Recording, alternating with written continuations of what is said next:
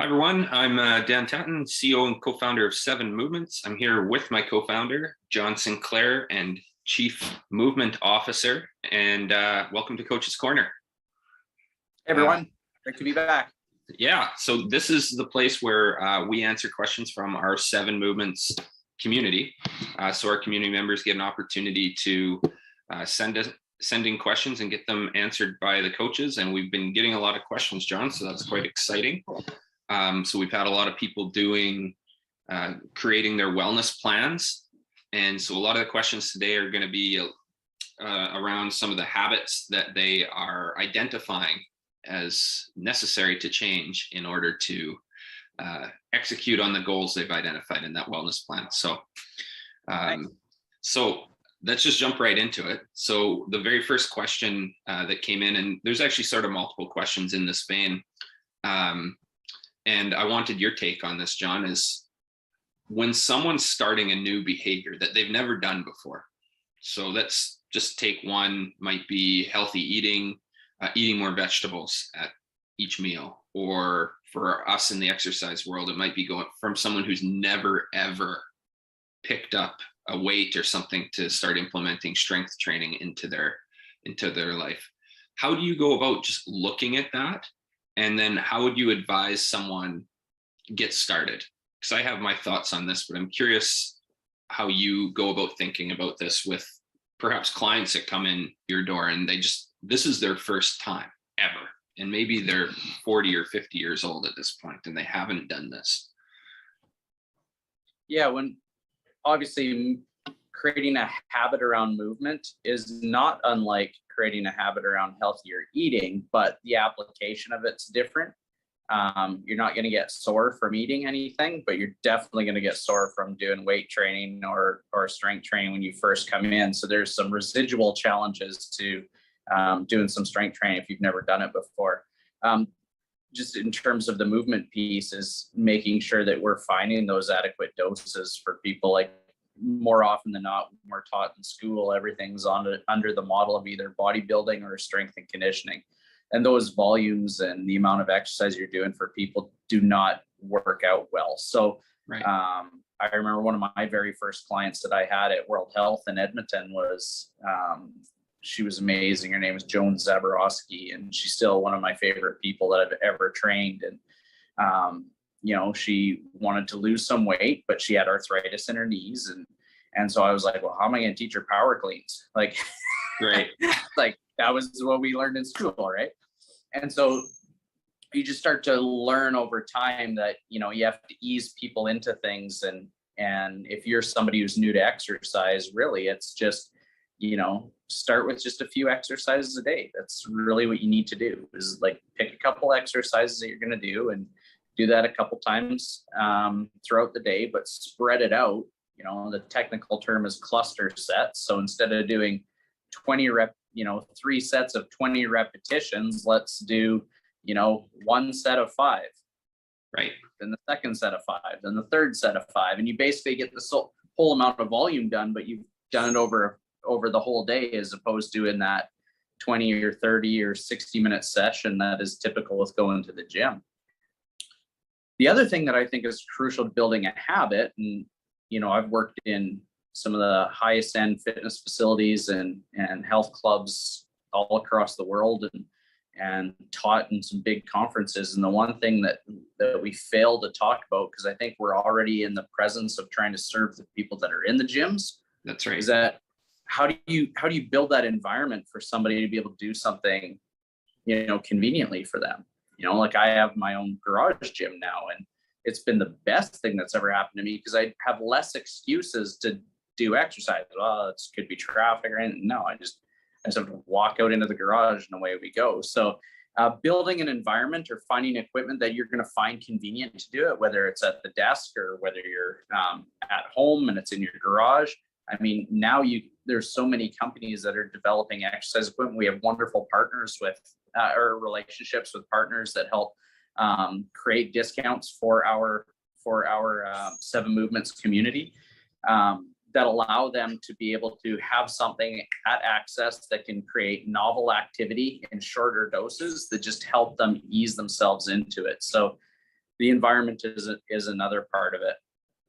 If we were to think about, I actually had a client yesterday come in, and she suffers from plantar fasciitis. So the swelling of the bottom sole of the foot is really irritating, right? And so she was inquiring about certain medical procedures and things that she could do. And I said, well, why don't we exhaust some other habit-based things first and see if we can slowly create some change to the tissue without having to do something quite so invasive. And so my point was, what habits are you currently doing right now? Like, what's part of your morning routine? She said, well, I get up and drink a glass of water and, do a little bit of stretching and moving of the body. And then I go and get a cup of coffee. I said, perfect. I need you to get a golf ball. I need you to put your golf ball by your coffee pot. And she was like, okay. I said, these are the drills you're going to do. I showed her the drill she's going to do with the golf ball. Because I set it next to the coffee pot, that's a non-negotiable. Like, she's not going to start her day without a cup of coffee, right? That's right. Well, she could be doing that at the kitchen, doing these drills while she's waiting for a pot of coffee to go. Great. What else do you do throughout the day? Put a golf ball near that spot, right? So whatever is going to be a common thing that you're going to do, maybe it's at the end of the day, you like watching a sitcom. Great, cool. Put it at the end of the couch, right? Have it sitting on an end table. So when you see it, you pick it up and you roll your foot out while you're watching the sitcom. There's two great ways that you can create a movement habit that enhances mobility and circulation to a tissue that is just part of your day anyways, right? So you're not doing extra stuff. That's right. And so those are the things from the movement side that are very accessible, very simple to do. And that will help you kind of get kick-started in this new journey that you're trying to embark on. Yeah, I love that. Say environment dictates behavior, right? So right. What we tell our folks who are microdosing movement at home is like, make sure your environment's set up. I don't know about, have you done any in-home training where you'd go to other people's homes? Yes, I've done that in the past. And I remember some of my funniest stories are always walking into somebody's, first time you're going over to their home, you're going to train them.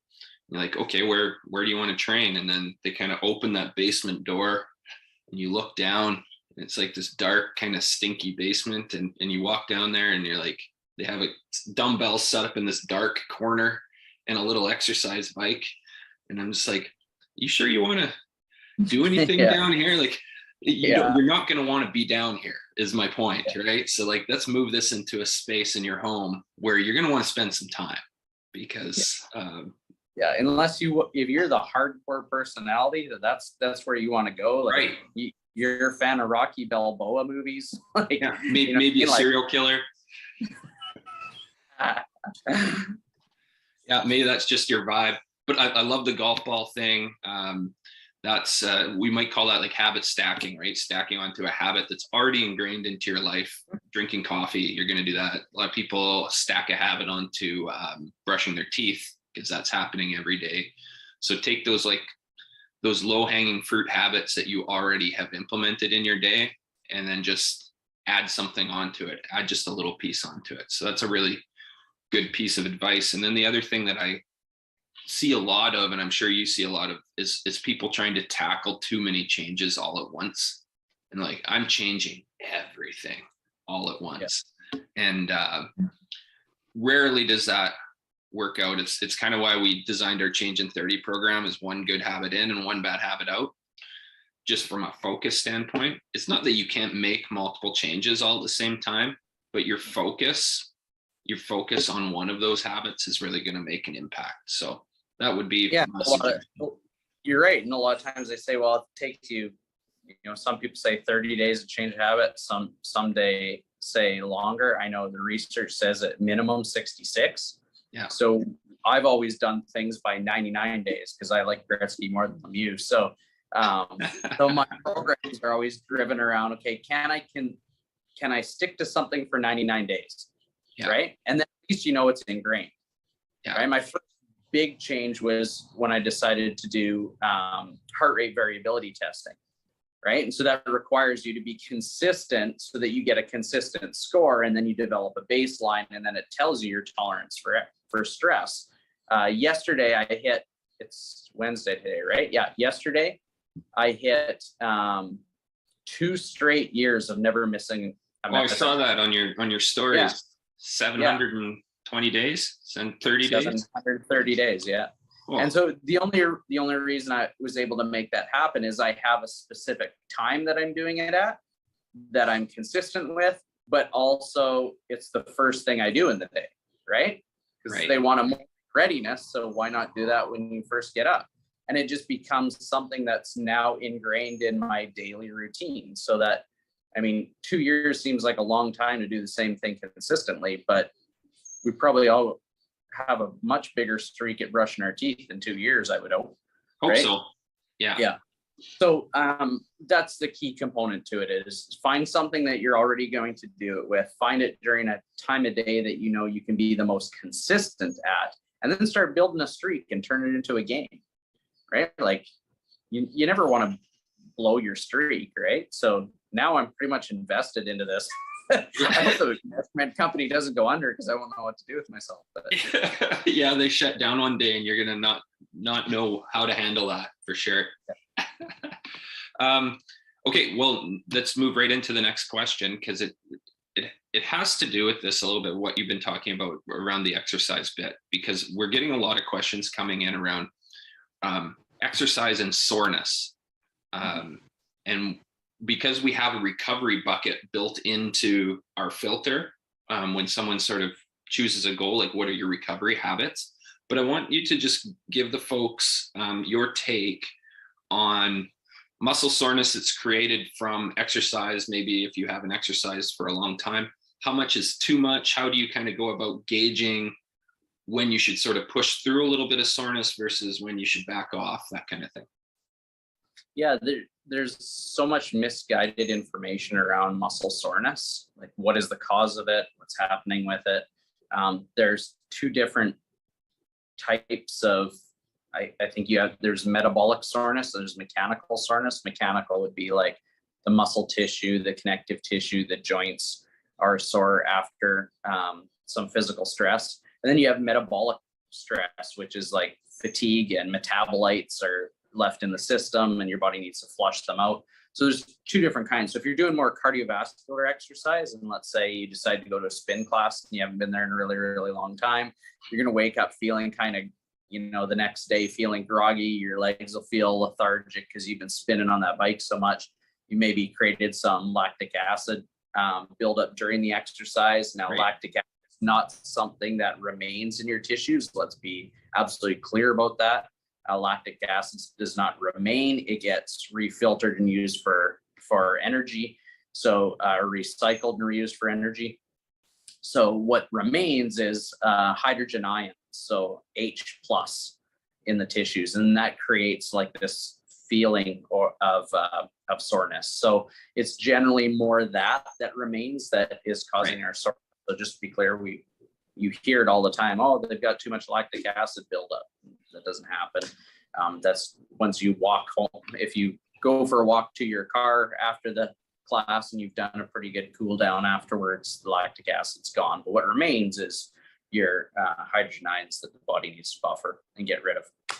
So that's the 2 difference between them. Generally, if you have the more mechanical stress, where we're doing weight training and resistance training, there's a delayed onset of that soreness that can be anywhere from 24 to 48 hours. Right. So for most people that have had experience exercise, they're like, oh, I did some weights. I wasn't so bad the day after, but the day after that, holy cow, here it came. And that's typical and that's normal. The question is the quantity or magnitude of the soreness. Right. And that is due in part to, well, it's absolutely due to the amount of physical stress you put through the body. So how much intensity and how much volume you did, intensity being how hard you worked, volume being how much did you do. Those dictate it, and we take those 2 variables, add speed to it, and we call that your dosage. And so you can manipulate all 3 of those things that would affect the magnitude of soreness that you might have, or the quantity of soreness that you have in particular areas of the body. So what we suggest people to do is to not go out and do a 60-minute bout of resistance training if you haven't done it in a while, because you will be extremely sore afterwards. You know, the common complaint it has always been after doing a whole bunch of squats is it can't get onto the toilet, right? So that's not a very functional, fun feeling. Is falling onto your toilet isn't very fun. Or going up and down stairs, you know, things that are functional in nature that you probably need to do throughout the day. So it's important that, you know, you consult with a professional that knows how to apply the right amount of dosage for you. And that was what unique about what we did with 7 movements is you could do it frequently throughout the day, so that the volume isn't so high that it's creating so much physical stress all at once that you're probably not going to be as mechanically or metabolically sore as a result of doing it. So by imploring our strategies that we've come up with, it's a nice way to get started into finding an exercise regime that will help the body become more compliant to the physical stress that you're imposing on it. Right. Where would you say, because some of the questions I would say allude to this. This is someone who maybe has almost overdone it and they're pretty sore. Is the recommendation, hey, take a day off and wait till you're not sore to start exercising again, or wait till you're a 2 out of 10, a 3 out of 10 of soreness, and then you can start doing some resistance stuff again? Kind of how do you look at that? So if I was to look at, if you're new to exercise, my plan for you would be exercise one day, recover the next. Right. So we'd say work out, work in. Right. So working out is expending energy. So whether it's metabolic or mechanical. And then the other day is like, let your body recover. Right. So go for a nice relaxing walk, do some massage, go get a massage, like things like that are more recovery in nature. And so we would go day on, day off, day on, day off, day on, day off in terms of work out, work in, work out, work in, work out, work in. And you might do that for as much as 6 months if you're new to exercise, right? Right. But the most important thing is that you're being active. So like even doing your chores is still activity, right? So it's not that you're not working out, it's just that you're working out differently with a different dosage over a maybe more spread out period of time. Like there's a great, I program people doing their chores at home. Like, you know, you're going to exercise with me and then the next day you're going to vacuum your house and do these stretches I showed you. You know what I mean? Like, so there's lots of ways that we can incorporate activity that kind of creates an active recovery process. Yeah, I love that. Cool. Awesome. Great answer to that. So my next question comes from a friend of mine, Dave. I don't know if you have an opinion on this. I really didn't. So you can decline the question if you want. He wanted our opinion on inversion tables and just kind of a general, what are they? What are they good for? And are they living up to some of the claims that are made around them, which is almost always generally no with any product. But what's just your thought on those, if you have any at all? Yeah, I do. An inversion table for the audience is basically a table you can lock your feet into, and then it tips you upside down. And so if your head's here and your feet are here, the claim to it is that gravity is creating traction for you. Right. So if we think of traction, that means if this is one part of this is the upper spine, this is lower spine, each segment of the spine is being pulled apart. Sorry, truck going by. Each joint is being pulled apart as the antithesis to gravity, right? So if we stand up upright on your feet, we've got gravity pushing down on the skull, which is putting pressure down through the spine, and eventually your joints become more squashed together. Right. So if you're somebody that maybe stands for long periods of time, or is in odd positions throughout the day and you feel like you're getting kind of compressed, then those people that have narrowing of their facet joints, have narrowing of the intervertebral discs, that can sometimes give some relief for people because you're basically creating decompression of each segment of the spine. But it depends on how the nervous system responds to that. Because if I tip you upside down and blood rushes to your head and your brain gets a sympathetic response because I have a change in blood pressure, right? Then that can tell the nervous system to tense more muscles. Right. So it depends individually. If that's a relaxing position for you and you get some relief from it, then that can be beneficial. If that creates apprehension, if that creates too much, increases your blood pressure, especially cranial blood pressure, then that can be seen as obviously a fight or flight response, which can then just create tension around in the muscles, not necessarily specifically along the spine, but can affect people differently. I know for myself, I've had lots of back issues in my time, back and neck issues, and the inversion table doesn't help me a whole lot. What helps me is decompressing it more in a horizontal position. So where my head is coming, so if I'm laying on my back, gravity's hitting me in the forehead, and that helps decompress my neck. So I actually invented a device that you can put, it's like a dowel that goes behind your different segments of the neck. And then as you're laying flat on it in a comfortable position, you can concentrate on your breathing, which decreases the threat. And then that pressure is kind of just decompressing the cervical spine. You can do it with a foam roller.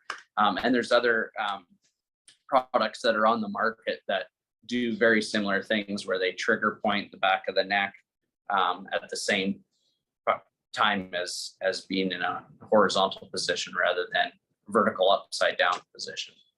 So that's kind of my take on it. Can work, depends on the individual. The mechanism of doing it is just gravity. It's just taking you in the opposite direction. I love that. I mean, I was expecting nothing else from you as far as like yes and no. Just like everything else, everything sort of exists on that spectrum, and it'll work for some and others it won't. And it just depends on who you are and how you're using it and how it makes you feel. So yep. Maybe experiment, Dave. That one was for you, Dave. So that's it for today, John. I think we'll leave the rest of the questions for next week's Coach's Corner. If you're a member of the community, you can always message us directly and we'll get your question on the show here and get it answered. But for now, have a great day. John, any last words for the community? No, keep staying engaged with us. We really love doing these Q&A parts. If you want to message us directly, then we'll definitely take care of you. It's an absolute pleasure having you as part of our community, and we continue to watch this space grow. Awesome. Thank you, everybody.